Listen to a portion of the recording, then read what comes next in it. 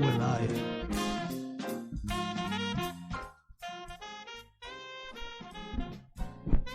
All right, mics are hot. I always wanted to say that.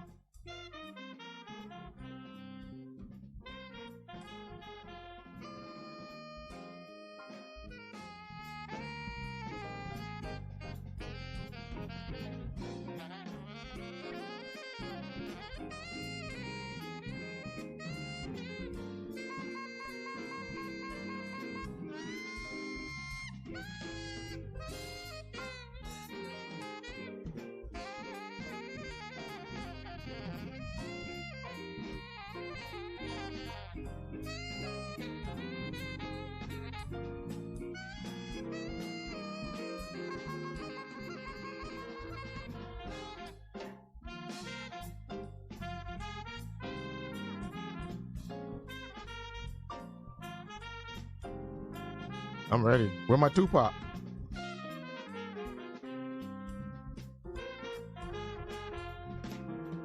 Got no Tupac at the beginning of the year. You know, I forgot about Tupac. I'm looking for your music. Oh my! You want me to throw in the Tupac? Absolutely. All right. Yeah.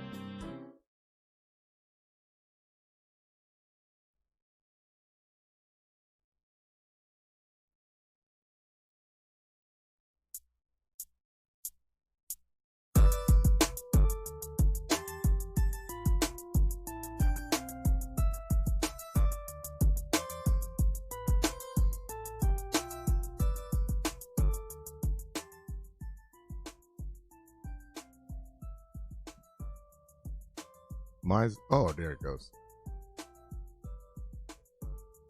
Good.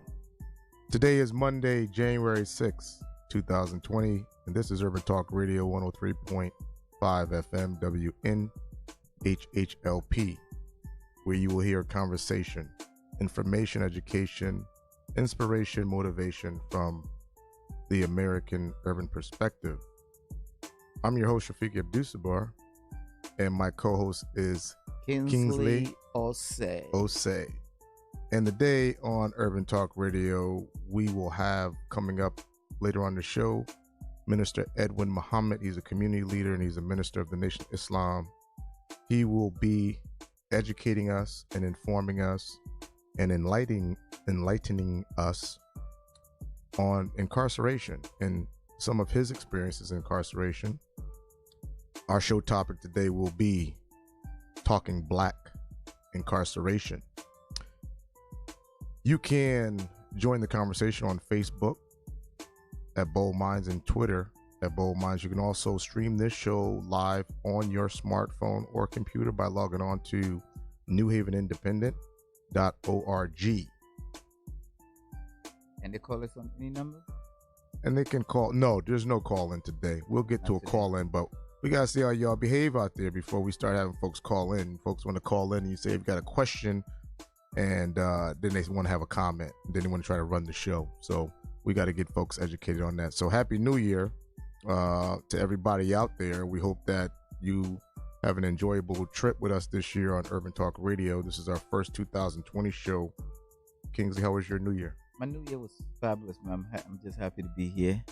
Spend time with family. So New Year was great. What do you do? I went to it was Robin Thicke had a show at Foxwood. Robin Thicke, that was the one that did he was dancing with what's the girl name? She was twerking. What's her name? All I know is he got one of my favorite joints with 50 Cent Oh, called okay. Follow My Lead. So that's your friend. You don't want to put him out there. No. You don't want to put him out there. No. We don't. All right, okay. We don't want to get into controversies. Right we don't now. want to get into controversies. Right? I didn't say nothing bad about it. I just said he was twerking. The girl was twerking with him. I know that. I know people was hot about that. Yeah. Well, Miley Cyrus. I mean, that was in the video. That was in the video. Yeah. But he was accused of stealing Marvin Gaye's music. Yeah, he was. Did he have to pay a fine for that? Didn't he? Of course. Okay. Well, he's controversial in himself, and he's stealing black people music, man. What's up with that? Marvin Gaye was my man. That was like my uncle, man. He stole his music. He stole the dead man's music, made a lot of money. All right. As long as you pay. All right. I'm going to leave it alone. I'm going to leave it. I'm going to put you on blast. As long as you pay your debt. Yeah. You had front row seats? Definitely. Yeah. That's your boy. Definitely. That's your boy. Give a shout out to him. Right in the front. I'll show you some pictures later. Right on front. Right in the front. Was Miley Cyrus there? No Miley Cyrus. All right. No Miley Cyrus. Oh my gosh. All right, what else? What do we do? Okay, so what's going on now? When we last had our last show, we were talking about impeachment. And over the weekend, we look like we moved far away from impeachment. You cannot find an impeachment story online right now. What you're finding is talk about America about ready to go to war with about 5 different countries in the Middle East. So for our viewers out there, and hopefully everybody has been watching this event, my wife came downstairs and she was frantic. She said, "Oh my God, they're talking about a draft." And I started thinking about all the kids that I have that would be disqualifiers. You know, it was like, can I hide my kids? What's the deal? I got a 19-year-old son, and he reminded me he's got a medical condition. He said, they're not going to take me. I was like, okay, you're good. But so this general was apparently killed in a drone strike on the orders of President Trump. Approximately, I think it was like 3 days ago. And he is the senior commander of Iran. And let's see if I can just find the backstory here. And I'll tell you where we get it from so it won't be a surprise. It says, so how did the strike take place and who was killed? Soleiman and officials from Iran-backed military were leaving Baghdad airport in 2 cars, and they was hit with a drone strike. And the order was done on the order of President Trump. And as a result of this, there has just been like the Iran has been on. You've been watching this? Iran is on fire. Of course. On fire, bro. Yeah. It's like the whole country turned into like a Arab version of Black Lives Matter. Yeah, they're on fire. They're on fire. So I found these questions. They have 2 hot heads going at it. Oh, they're going hard. They're going hard. Oh, and here's the other part. So, the other part is then the president went on Twitter and was like, listen, come at us. I got 52 targets. We coming hard. 1 for each U.S. Citizen that was kidnapped. And then the Iranian official in Iran, he tweeted, said I got 300. He said, we got 300 sites. He got 300. So he said, basically, so they don't go back on forth like Facebook, like catch me outside. Like I said, you got 2 hot heads. One is a dictator. One is not supposed to be a dictator. Right, yeah.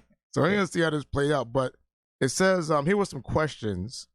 It says, does the president have to consult reporters, consult Congress regarding the strike like he did on Suleiman? And it says the White House reporter and let's see this lady's name. The White House reporter Ann Duran and the Middle East reporter Miriam Berger answered these questions about the Suleiman attack. So here's the I guess you would say here's the skinny. Does the president have to consult with Congress basically before launching a drone strike, taking somebody out? And no, the president is not legally bound to consult with Congress when an act of national defense is deemed an emergency. Congress is given constitutional power to declare war, but no U.S. wars have been congressionally declared for decades. Instead, the president is given leeway, and basically what the president does, so I'll bring it down to a spice. Instead of declaring war, they send troops over and call it a campaign. But rewind a little bit. You said consult. consult can be defined in two different ways. Mm. Is it asking, or is it at least telling them that we're going to do this? And now our U.S. allies are really pissed off Mm. that, it's enough is enough of not telling us when you're going to do something. And then we all got to face the consequences to it. So not only the U.S. Congress, Nancy Pelosi and people are offended about not being told, even though he told Lindsey Graham, but he didn't tell, he didn't tell Nancy Pelosi and the rest of them. And now the Europe allies are also mad because it's been about the second, third, fourth time they have not been consulted in situations like this. So they're basically saying, look, you're on your own. It's just enough is enough. Where do you think this is going to go? I mean, it's already on and popping. Troops are being, deployed, and Congress needs answers because, you still got to get permission from Congress to, to go to war. It's about 50,000 troops accounted up. It's about 50 to 60,000 troops deployed throughout the Middle East between places like Bahrain, Iraq, Saudi Arabia, all throughout the Middle East in that area. I mean, they're being deployed, but doesn't mean no, they're there. They're there, right? They're stationed, right? They're stationed around there. And now now they want Iran want all the U.S. soldiers. Right, Iraq want them all out. They want them all out. They actually are pushing them out, and the U.S. is saying, "Well, you got to reimburse us for the money we built." Yeah. So what we're gonna do now? Who's going to war? I mean, it's, got to wage it, and they got to get a permission from Congress right now. Here's a wild thing about this is that we could wind up sending 100,000 troops over there before they even declare war, and they may never even declare war. Exactly. According to, from what I understand, there was never a war in Afghanistan. That was a campaign, and now it's ended. Right. Wow. Okay. Oil is going up. So if you're paying oil like I am, if you're buying oil, they said oil went up 4% already. Yeah. So I was paying 100. I was paying 249, 259 for 100 gallons. But the conspiracy is, do you think this is a manufactured crisis? And by conspiracy, most of us By conspiracy, most people were already saying. Let me just tell you this: when you cannot be black and say conspiracy. That mess it up. I know, right? I know, but you have to you have to use the word. I'm not saying factually, but you have to use the word. When impeachment came down, most people said that, you know what, we can see our president waging a war to distract us from it, and it didn't take long. Well, so here's what I would say. I would say, I was talking the other day, and I said, it could remind you of the day you had to take a very important test and you were failing the class. So you got up in class and you said, you know what, I'm going to go punch this kid in the face. So you punched that kid in the face. You got suspended and sent home for the day. It allowed you to have more time to study. The problem was the next day when you came back to school, he showed up with his big ass brother. So the problem was you could not control the unintended consequences, right? You can't control the brother who's coming over here that's got half sense on his brain, and he's going to punch you in your face today, and you wasn't ready. Right. So that's how I kind of see it. It's going to serve its purpose initially. The problem is we start screwing around over in the Middle East again. Listen, this is what we know. There's a war that's been going on in the Middle East between the Middle East and Western civilization since the Crusades.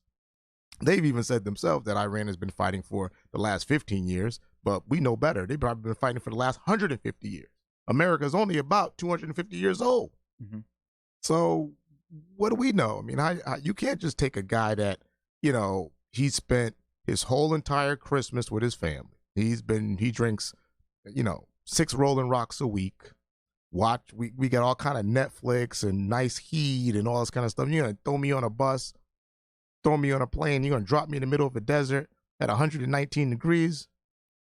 That's tough. That's a tough pill to swallow. History tells us so-called, but what people don't realize is how time has changed. History tells us that whenever a president who is rerunning for an election, things doesn't look good, a war always brings the country together. That's what history tells us, right? Yeah. But what makes it different this time is we have social media. We see things in real time. So as when, we were so-called lied to go to war in Iraq, it's not the same. This time we see everything in real time. Yeah. On social media. So the country is divided. Yeah. Better than rather than when Bush first took us to war and we was like, you know what, we are all behind them. That's the only thing, right? Well, for all the people out there, I'm gonna break your heart this morning before we go to bring Minister Edwin on. I'm gonna break your heart. War, no war. My forecast is President Trump wins again. He's gonna win again.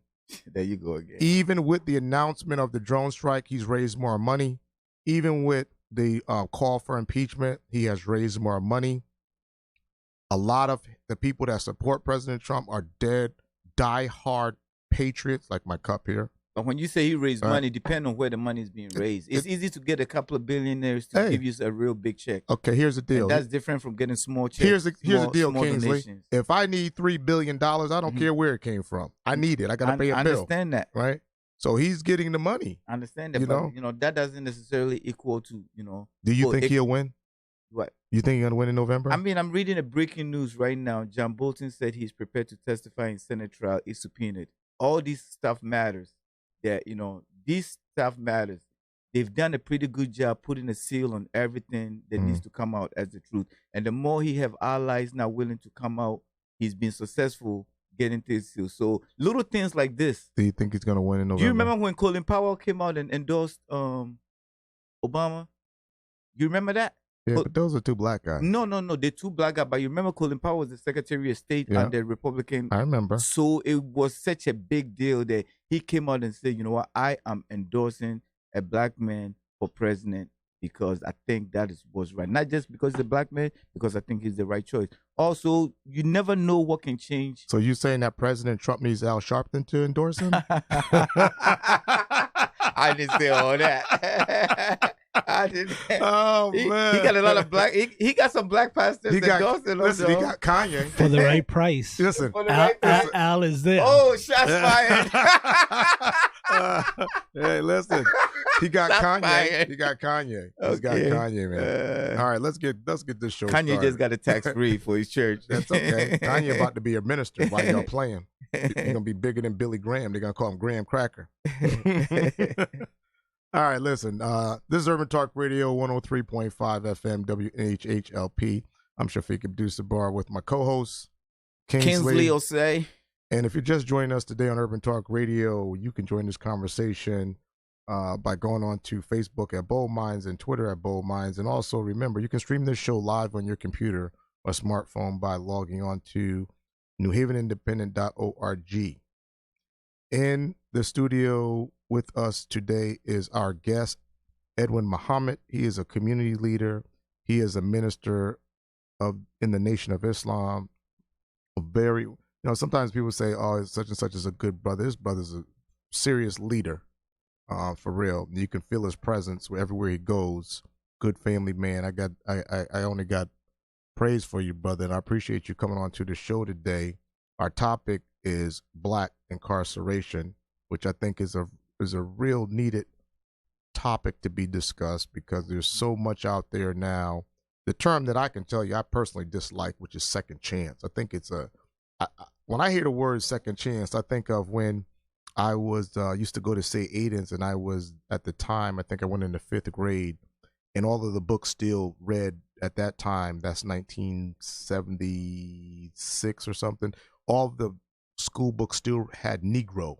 When it came down to black people, said Negro. But at that time, black people called themselves colored. And so it had changed, but nobody told everybody else.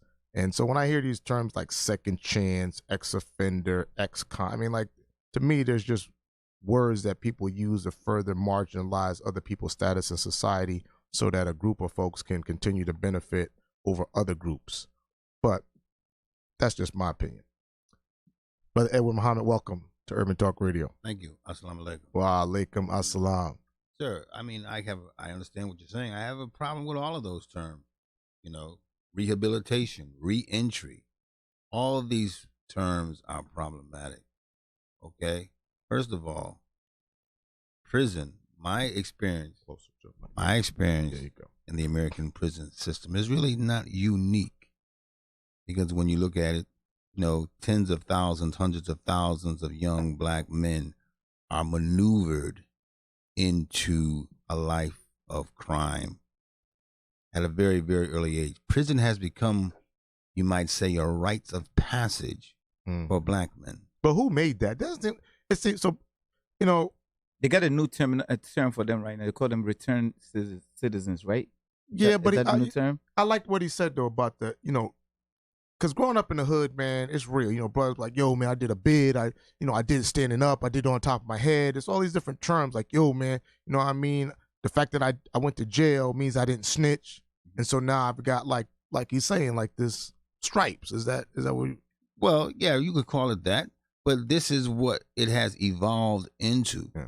Primarily, there is no other rites of passage in our community. Most communities, around the world, they have a rites of passage. We know that the Jews have what they call the bar mitzvah or what have you. Right. And this is your initiation into manhood, so to speak.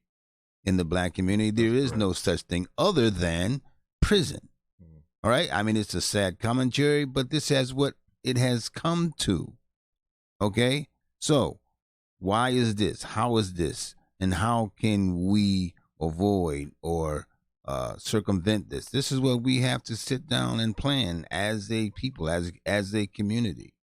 So Okay. tell us about what is your experience in incarceration or in the criminal justice system? What's your experience? Here again, let me preface what I'm saying, that my experience is not unique. You can read the autobiography of Malcolm X, and that book is so popular. So many people read it and identify with it because that is the black American experience. We're infatuated with what they call the street life, fast life, okay, the fast money, what have you, bright lights, big city, glitter and gleam, and we get sucked into this so-called underworld life of crime, and you find yourself inevitably in prison, okay?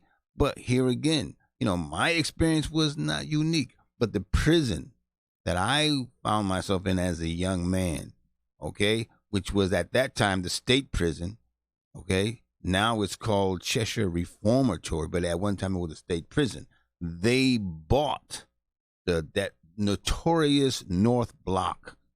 They bought it from Sing Sing. You mean they bought it? What do you mean they bought it? The state of Connecticut purchased the North Block from the state of New York. The building. The actual building. They took it apart? The actual prison. They took it apart, right? Dismantled it and brought it all the way up to Cheshire, Connecticut, and constructed it into what they call the North Block. So they bought it on a ship or something? No, they bought it on trucks. Gotcha. Okay. And they reconstructed it in Cheshire's North Block. And when you look at these old prison movies, the James Cagney's, Public Enemy, this is what you're looking at. Wow. Okay. It was notorious. Okay. Like I was explaining. And here again, there's a lot to be said about this. But anytime you're, talking to a representative of the Honorable Elijah Muhammad, the Honorable Minister Louis Farrakhan, you see us coming and going. We don't like to so much talk about ourselves because we want you to get to know the time that we live in. We want you to get to know what must be done in this time. We want you to understand what we're going through. Most of all, we want you to understand the Honorable Elijah Muhammad and the Honorable Minister Louis Farrakhan. But just like when you study the history of Malcolm X, Alex Haley had to ask Malcolm 4 or 5 times about himself. He always was talking about the Honorable Elijah Muhammad. But at some point, he began to talk about his own history. He began to talk about his experience, okay? Not like you, when we were over there at that program, what was it, Hang Time? Hang Time. Yes. I mean, you had to ask me 3 or 4 times before I actually talked about my own history. Right. But as horrific as it was not unique. Right. Okay? But the prisons at that time were horrendous, horrific. I'm talking about the early 70s, around the time of the so-called Attica riot or Attica uprising, as we like to call it. The prisons all throughout America were horrible. And what was most horrible was the hole, as they called it then, the hole or the box, isolation, segregation. This was the prison within the prison. For those prisoners who were disruptive or unruly or hard to handle, they put you in the box or they put you in the hole. Segregation, isolation, right? And that experience is what I was speaking of that day. Okay, at that time, it was completely dark, no windows, no lights, right? They would take out the toilet bowl, and there was nothing for you to go to the bathroom in other than a hole in the floor. Okay, and since there were no lights, and let me say also, they stripped you. You went into the hole, you went into the box, buck stark naked. Okay? They would take the mattress out. So whenever you went to sleep, you had to lay on that cold steel grate with your naked butt. All right? And how long would you be in there for? It depends. In that condition. It depends depends on what you did. Sometimes you went in there pending segregation. Pending investigation. If there was a crime, if there was a riot, if there was something that they had to investigate, you were in there for the length of that investigation, which can sometimes be 2, 3, 4, 5 months. All right? And you be in there naked? You be in there naked. Oh. Okay? They brought you out maybe for a shower once every so many days, right? When you had to defecate, when you had to urinate, you had to feel around on the floor. Like I said, it was dark.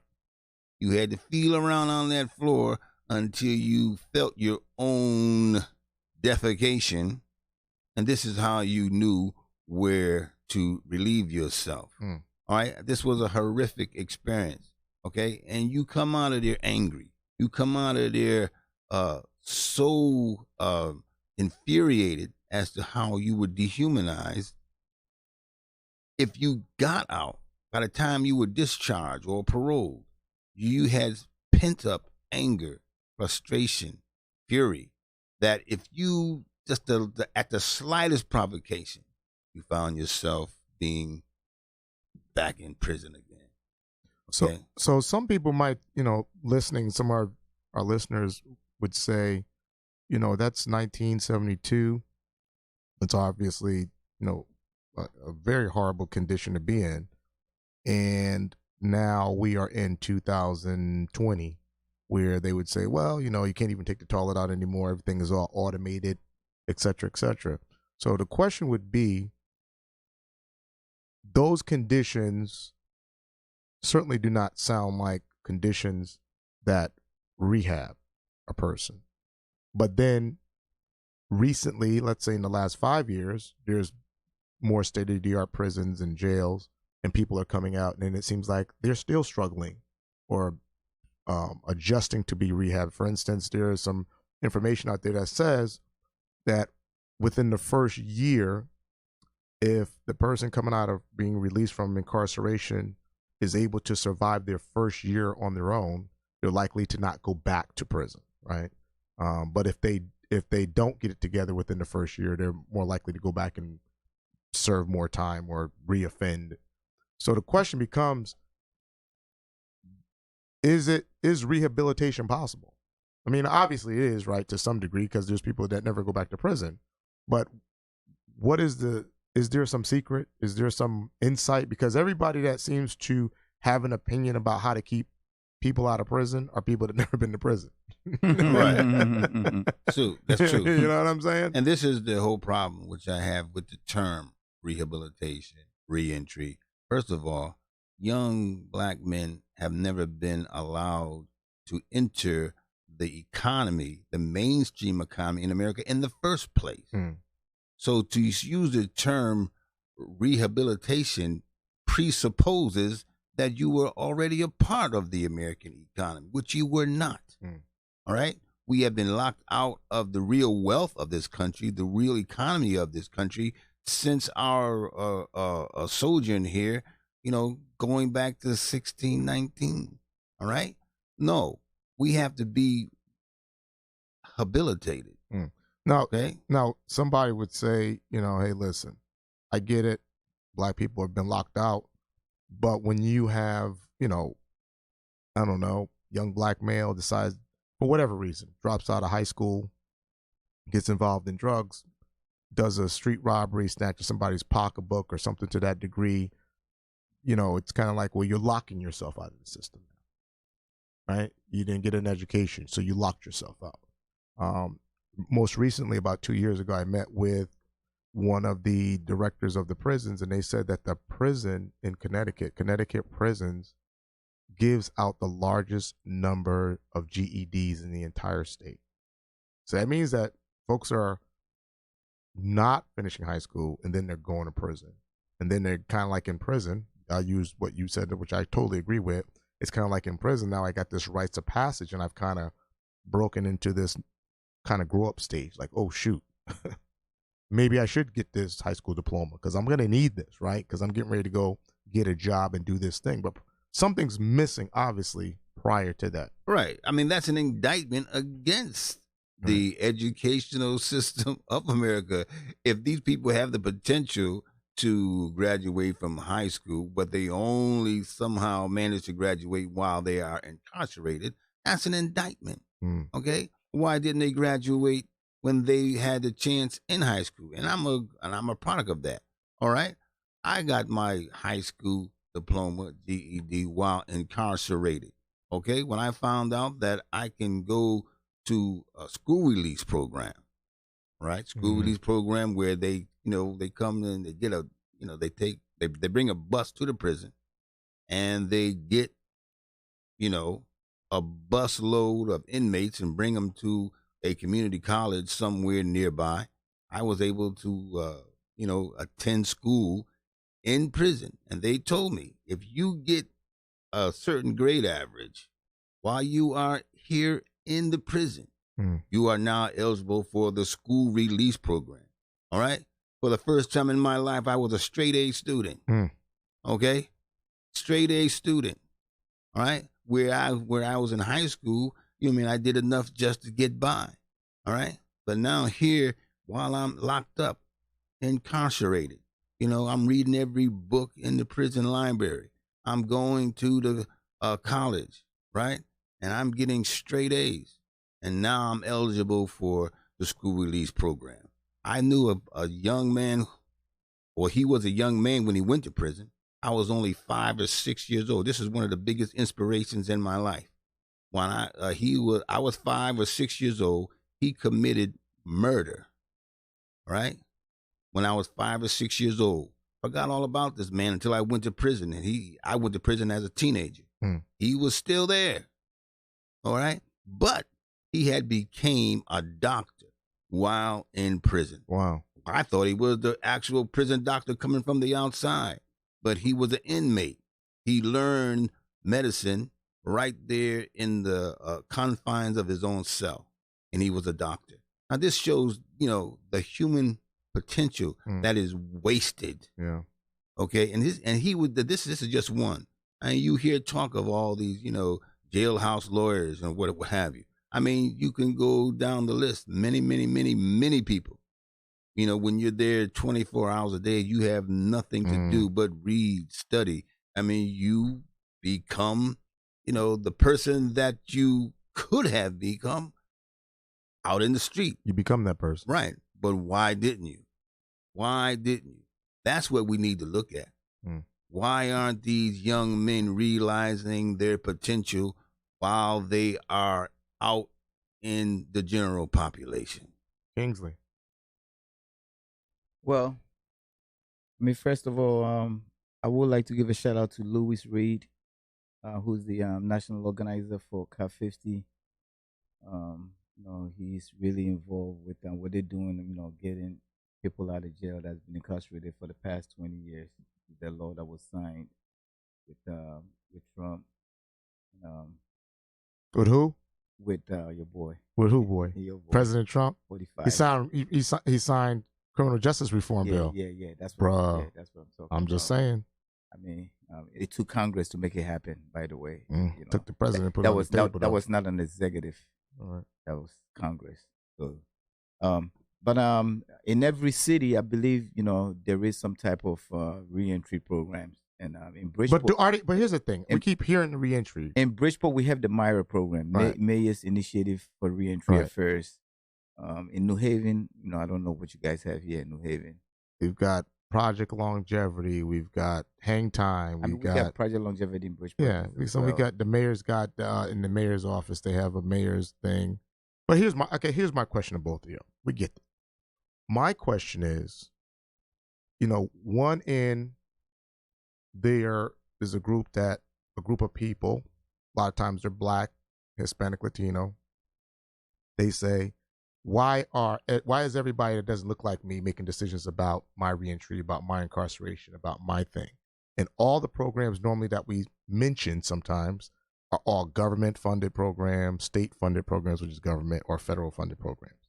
And they're ran through nonprofits that often we don't own, we don't control, and no one on the board really looks like us.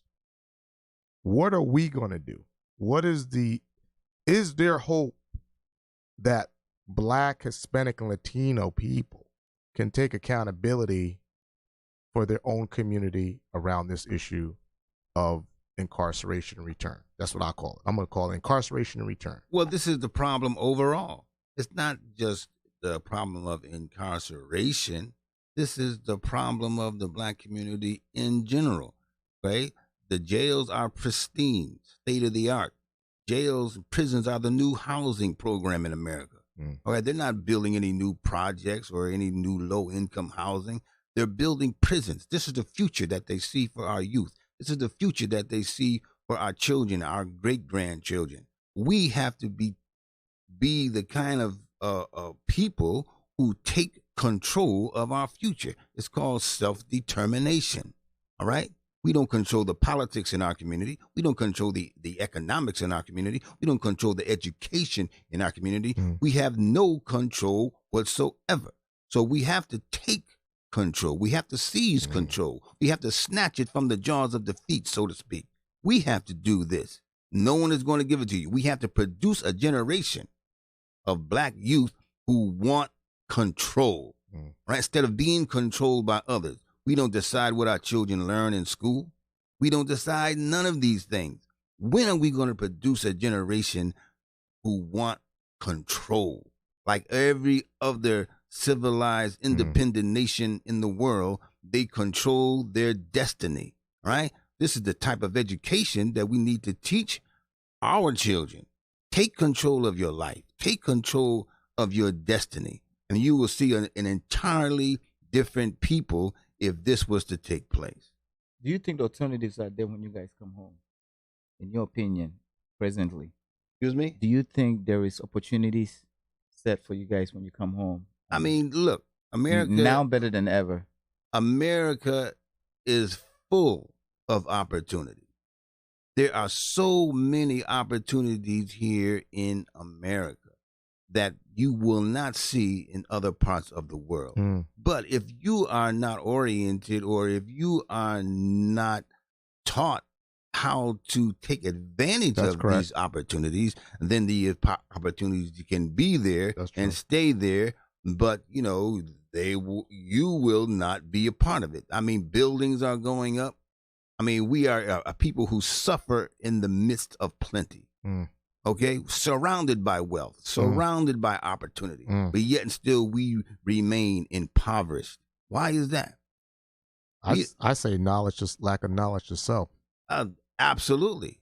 Lack of knowledge yourself. It's just people just caught. I watch. No shade to the rap game. I listen to rap music myself, but the inability to distinguish what is entertainment and what's a lifestyle. So people see these, what they calling underground rappers, what they call it, trap music, and all the trap music is about stick this, lick that, do this, back that, this, that, and it just sounds a nice beat. The lyrics is kind of whack sometimes, But it's, here we are in 2020, and we still are perpetuating a mindset to black youth, to young black people that was born out of the so-called war on drugs, which is what many black people are suffering from right now, which actually started under Nixon, but was accelerated under Reagan, and it kind of really threw a brand on black men. When I was growing up, black boys wasn't called thugs.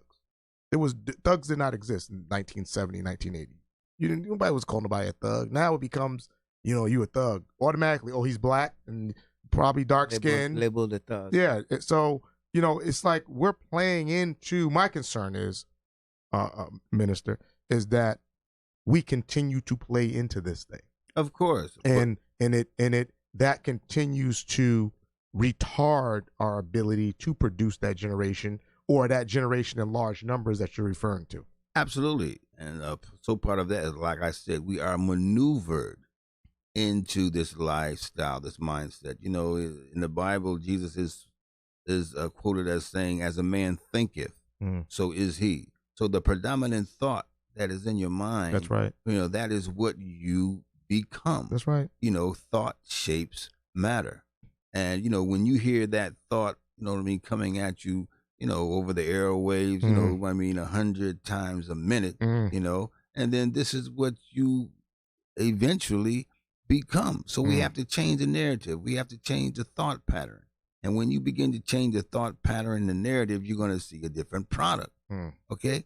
But I say, and I can't, emphasize enough, we are maneuvered into this mentality. When you look at the movies, crime and criminality is glorified. Okay?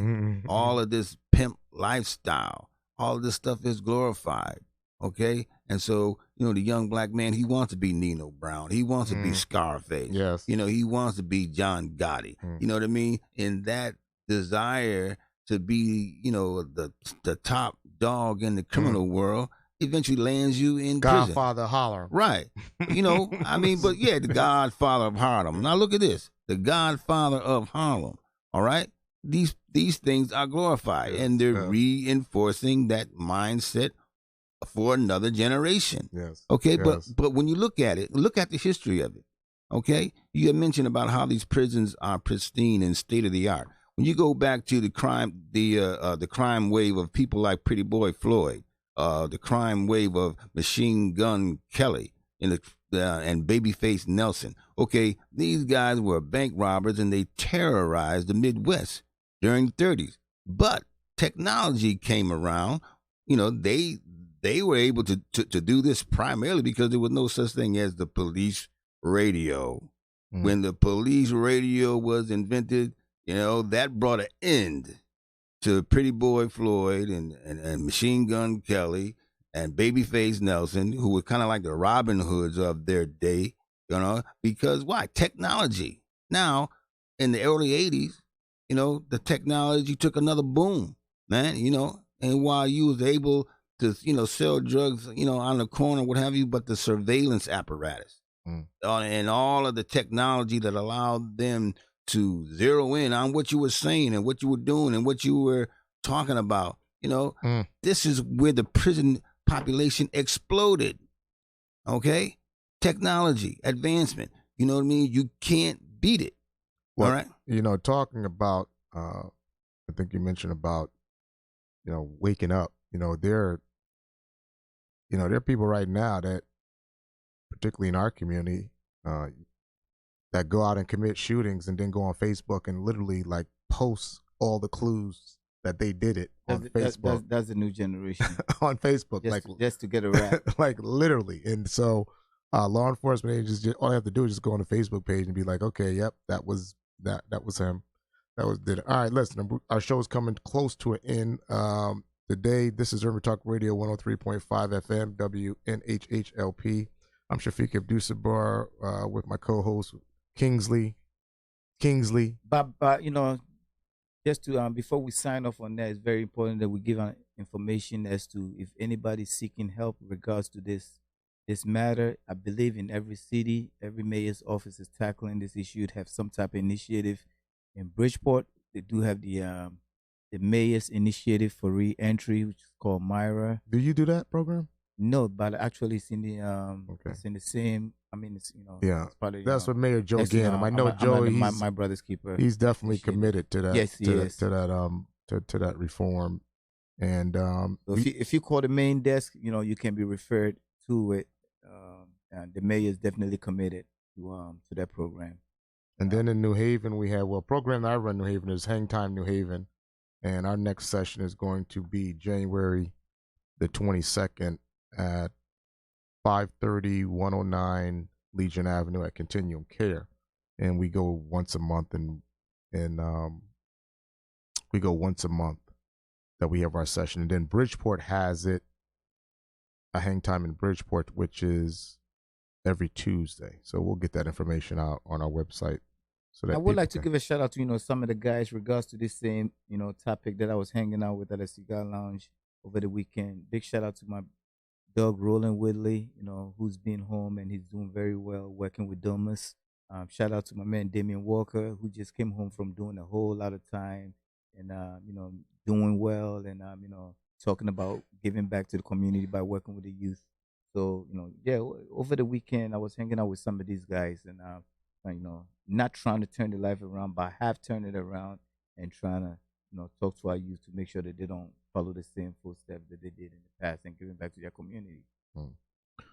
So if you're just joining us today on Urban Talk Radio, the topic of our show was Talking Black Incarceration with Minister Edwin Muhammad joining us here in the studio. And you can follow up if you want to listen to this show on the podcast. You can actually go to newhavenindependent.org, or you can actually Google it on SoundCloud under Urban Talk Radio. And the information's out there. Brother Edwin, before we leave, I'd like to give you, if you could, 30 seconds. Give us something to take away. 30 seconds. Okay. Well, I take my hats off to anyone who comes out of the prison system. Anyone who comes out of the prison system and turns their life around. Okay? It's an extremely difficult thing to do. The odds are stacked against you. All right? But we have to keep in mind that so much of the problem of incarceration is economic. Okay? You have to somehow come up with a way to increase your income or establish an income in an economy that is rapidly becoming global. All right? You're coming out, you think that going to this place or that place, applying for a job is the way to go. Maybe for some, but for an ever increasing majority of people, that is going the way, that lifestyle is going the way of the horse and buggy. It's going the way of the TV repairman, right? It doesn't exist, okay? We have to come up with alternative sources of income, okay? And we have to sit down. Those of us in our community who are about business, economics, we have to come up with different programs to employ these young people that need jobs. Thank you, Edmund Muhammad, for joining us today on Urban Talk Radio. If you missed any part of this live broadcast, you can join us on newhavenindependent.org. Remember, Urban Talk Radio will air live again on Monday, January 20th, 12 noon. We'll keep you posted on our topic. Thank you for tuning in to Urban Talk Radio. Before we sign off, let me give my condolences to Antonio Rivera, the 18-year-old who committed suicide. Condolences to his family. This is one subject that we gotta touch on, so hopefully we will get ready for that for the next couple of weeks. Youth suicide is really escalating in our state, and we need to talk about it. Thank you.